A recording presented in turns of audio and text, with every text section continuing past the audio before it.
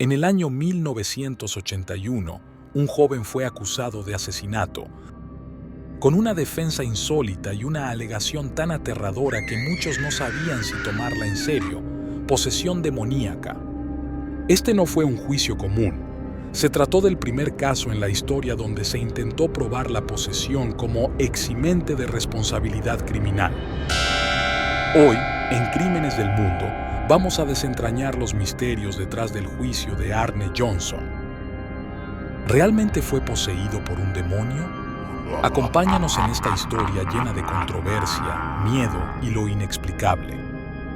Una casa, un niño y algo que no quería irse. Brookfield, Connecticut, verano de 1980.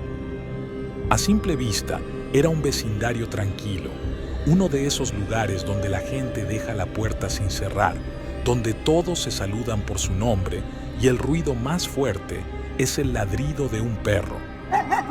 Pero lo que nadie sabía es que algo sin rostro y sin forma acechaba a una familia recién llegada. Los Glatzel estaban empezando una nueva etapa. Oñaban con estabilidad, con días más felices, con un hogar en el que sus hijos pudieran crecer seguros. Pero, ¿qué sucede cuando ese hogar se convierte en una jaula invisible? Todo comenzó con David, el hijo menor, de apenas 11 años. Al principio eran susurros, luego sombras en la esquina de la habitación, después pesadillas que lo hacían gritar en mitad de la noche. Decía que un anciano de mirada oscura lo visitaba, que tenía la piel podrida, los ojos negros y que le prometía que se lo llevaría con él.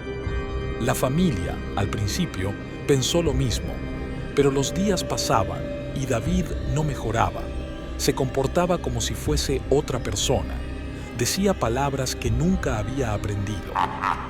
Su voz se tornaba más grave, sus movimientos erráticos, agresivos. Su madre aseguró que lo vio levitar en su cama. Su hermana afirmó que objetos se movían solos cuando él estaba cerca. Ilusiones colectivas o algo más siniestro.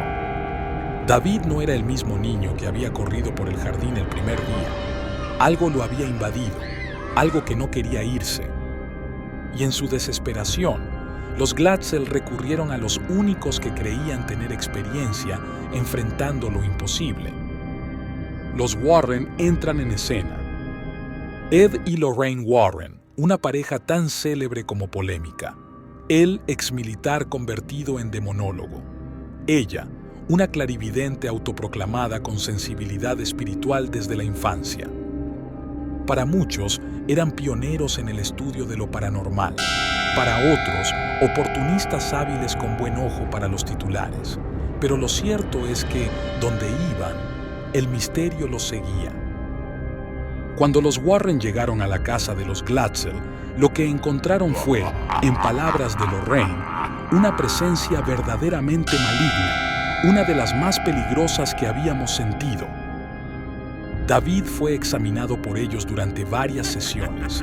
Las grabaciones lo muestran balbuceando frases sin sentido, convulsionando, gritando nombres que nadie conocía.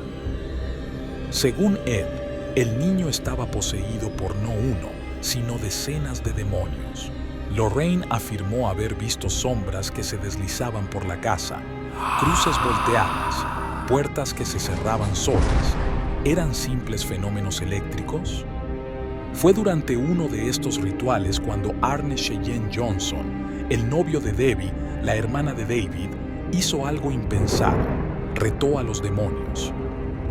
Les gritó que dejaran al niño y lo tomaran a él, que lo enfrentaran si eran tan poderosos, un acto impulsivo, un gesto de amor o una provocación temeraria.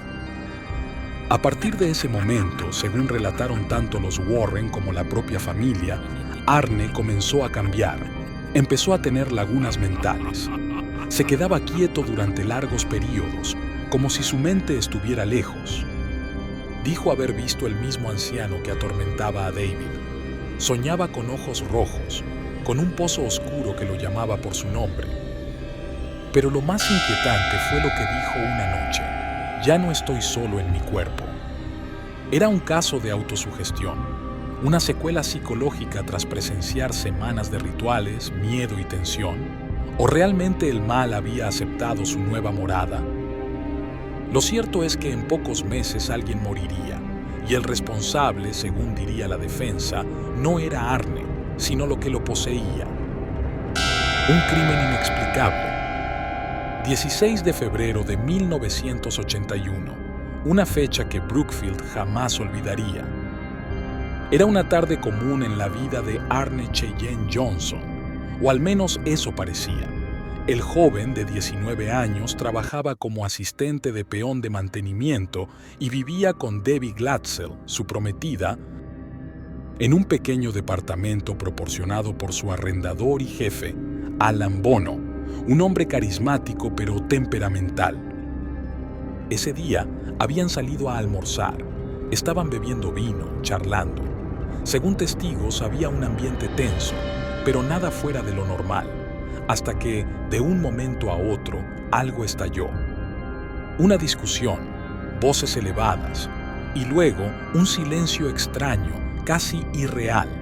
Nadie imaginaba lo que ocurriría a continuación. De repente, según los presentes, Arne cambió. Su rostro se endureció, su mirada se vació como si estuviera mirando algo más allá del plano físico. Empezó a gruñir. Su cuerpo, dicen, parecía impulsado por una fuerza que no era suya. Entonces, sacó su cuchillo de bolsillo. 5 puñaladas, directas, brutales, implacables. Alan Bono cayó al suelo envuelto en su propia sangre. No hubo defensa, no hubo advertencia. Solo un ataque violento, tan rápido como inesperado. La policía arrestó a Arne horas después, en un bosque cercano. Estaba en estado de shock. Preguntaba por qué lo estaban deteniendo. Decía que no recordaba nada, que solo sabía que algo se había apoderado de él. Debbie, fiel a su versión, insistió: Arne no fue el que mató a Alan. Él jamás habría hecho algo así. No era él. Y entonces se dijo la frase que sacudiría a todo el país. Fue el demonio quien lo obligó a hacerlo. El juicio sobrenatural. El caso que involucraba a Arne Johnson no fue un juicio común ni corriente. No solo estaba en juego la vida de un joven acusado de homicidio, sino también la posibilidad de que un concepto tan intangible como la posesión demoníaca pudiera ser aceptado dentro del sistema judicial estadounidense. El caso despertó un interés y una controversia que trascendieron las fronteras del tribunal, pues marcó un hito en la historia legal del país. Nunca antes un acusado había intentado defenderse utilizando una alegación de este tipo. El abogado defensor de Arne, Martin Minella, presentó un argumento que desafió todas las convenciones legales. Según Minella, su cliente no debía ser considerado responsable del asesinato porque el acto no había sido producto de su voluntad. Arne, según su defensa, se encontraba bajo el control de una fuerza externa, algo mucho más allá de su comprensión o control, un demonio. Este alegato, aunque impactante, se basaba en los testimonios de los conocidos del acusado, quienes aseguraban que Arne había experimentado cambios drásticos en su comportamiento y personalidad antes de cometer el crimen. Cambios que, según ellos, indicaban la presencia de una entidad maligna. Minella también apeló a precedentes en la jurisprudencia europea, donde en casos aislados se había considerado la influencia de lo sobrenatural en la responsabilidad penal. Sin embargo, este tipo de defensas nunca se había utilizado con éxito en un tribunal estadounidense, lo que hacía del caso una prueba no solo para el acusado, sino para los propios límites del sistema judicial. La defensa basaba su argumento en la premisa de que el mal, en su forma más primitiva y aterradora, había tomado posesión de la mente y el cuerpo de Arne. Sin embargo, la reacción de la justicia ante este inusual argumento fue contundente. El juez Robert Callahan se mostró inflexible, subrayando que el tribunal no podía basarse en creencias religiosas ni fenómenos paranormales, ya que su función era aplicar la ley. El juicio debía centrarse exclusivamente en los hechos y la evidencia tangible que se presentara en la corte. Para Callahan, la ley era un ente objetivo, y el hecho de que la defensa intentara incorporar lo sobrenatural en la discusión solo diluía la objetividad del caso. A pesar de las numerosas menciones al supuesto caso de posesión, el jurado nunca tuvo acceso a pruebas que pudieran sugerir la existencia de un fenómeno paranormal. Solo se les presentó la versión de los hechos en la que Arne Johnson, un joven aparentemente normal, había cometido un crimen tan brutal como inexplicable. Como resultado, el juicio no fue un juicio sobre lo paranormal, sino uno sobre la culpabilidad del acusado.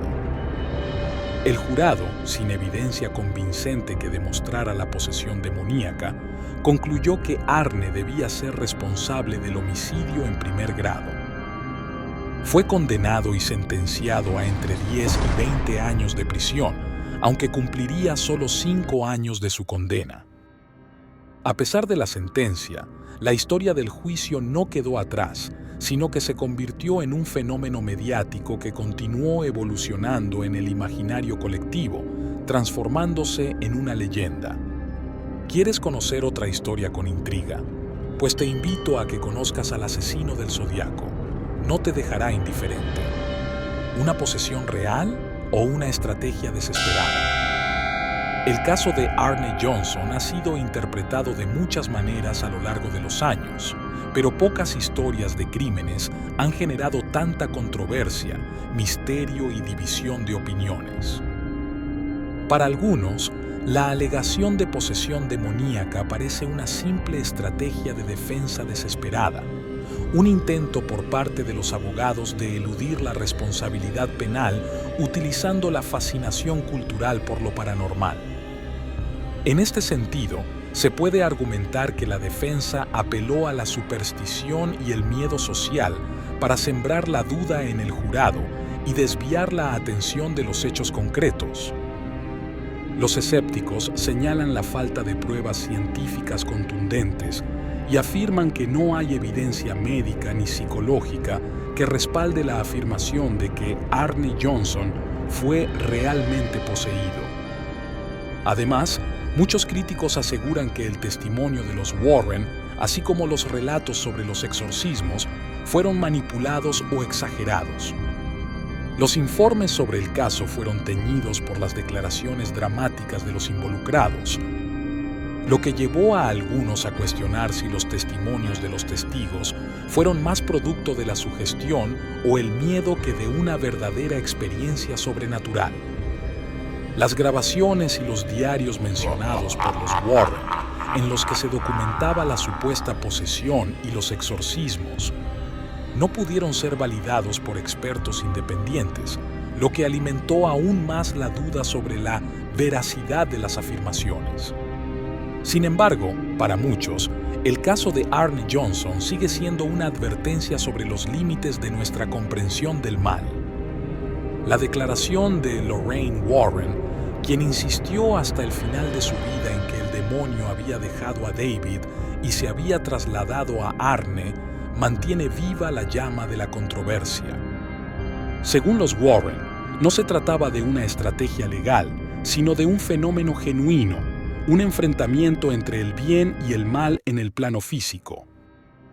Para los creyentes en lo paranormal, la posesión de Arne no era un invento de una defensa legal, sino una realidad que trascendía los límites de la razón humana.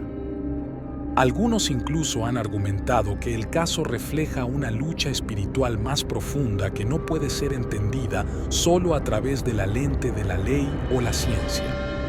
Según esta perspectiva, lo que ocurrió con Arne fue un recordatorio de que existen aspectos de la vida humana que no siempre se pueden explicar por medio de la razón o la evidencia tangible. La historia se convierte así en una cuestión de fe, una pregunta que deja a la sociedad en la disyuntiva de decidir si el mal puede invadir el mundo físico de manera tan directa y devastadora, o si todo es producto de miedos colectivos e interpretaciones erróneas. Al final, el caso sigue siendo un enigma. ¿Fue realmente una posesión demoníaca o simplemente una jugada legal para evitar una condena mayor? La falta de respuestas definitivas permite que tanto la leyenda como la realidad sigan entrelazándose. Y lo que comenzó como un juicio se convirtió en una narrativa que resuena en los rincones oscuros de la mente humana, donde lo inexplicable aún sigue siendo parte de nuestra naturaleza. La historia de Arne Jonsson sigue siendo un enigma, un caso que continúa dividiendo a la opinión pública. ¿Fue víctima de una posesión demoníaca o fue simplemente un hombre que cometió un crimen brutal bajo las circunstancias más extrañas? Lo que está claro es que este juicio dejó una marca indeleble en la historia, no solo como un caso de homicidio, sino como un debate sobre los límites de la ley, la fe y la razón humana. ¿Y tú qué opinas? ¿Crees que existe algo más allá de lo que podemos ver y entender? Déjanos tu opinión en los comentarios. No olvides suscribirte al canal y activar la campanita para más historias impactantes de crímenes del mundo. Hasta la próxima.